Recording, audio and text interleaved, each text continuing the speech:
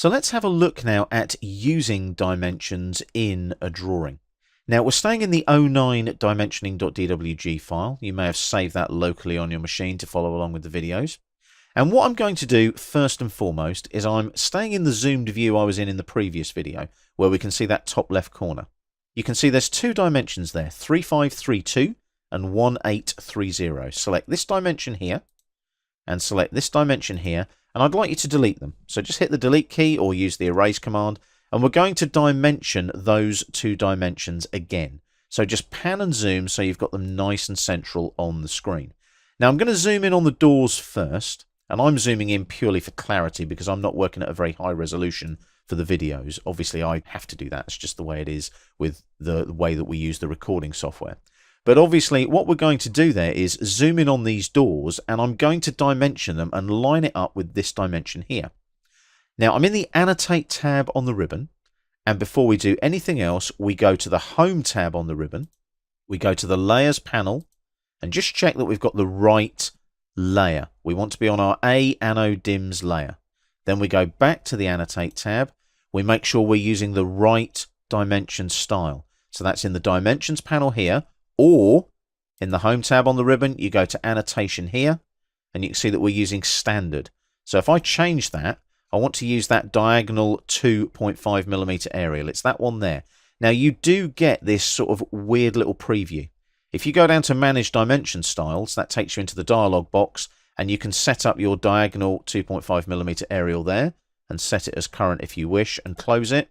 Or you go here and use the visual setting like so. It's up to you which one you use.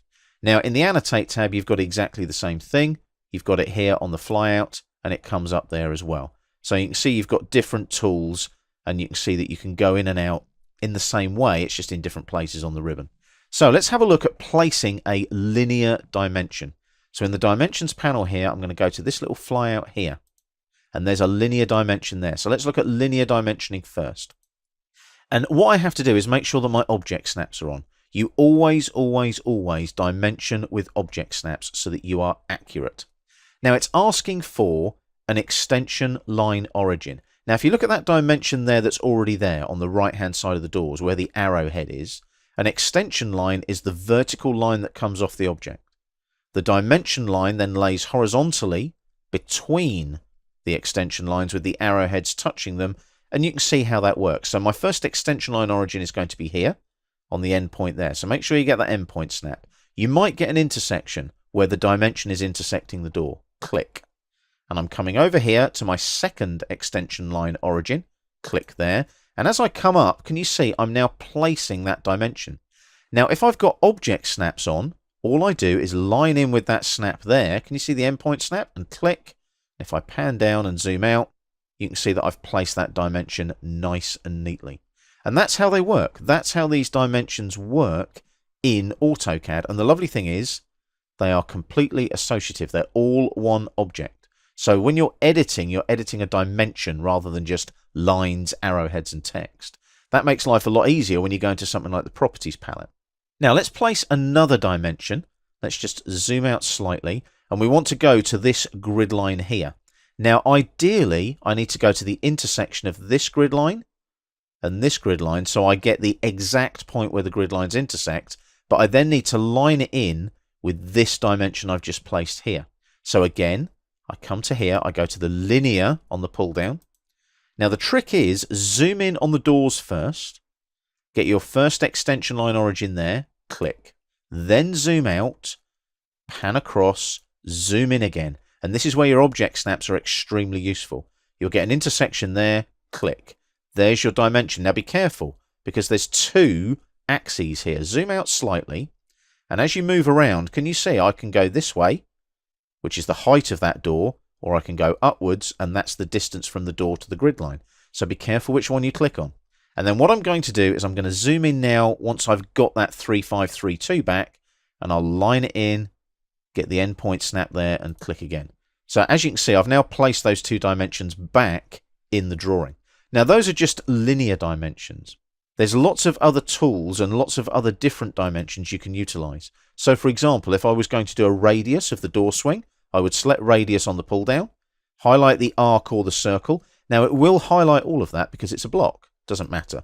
As you can see, when I click on it, it finds the arc there. Now that's quite a big dimension, like so, but I can come around this way. I can dimension it. If I just zoom in there a bit, you can see that it adds an extra arc dimension line. Can you see that?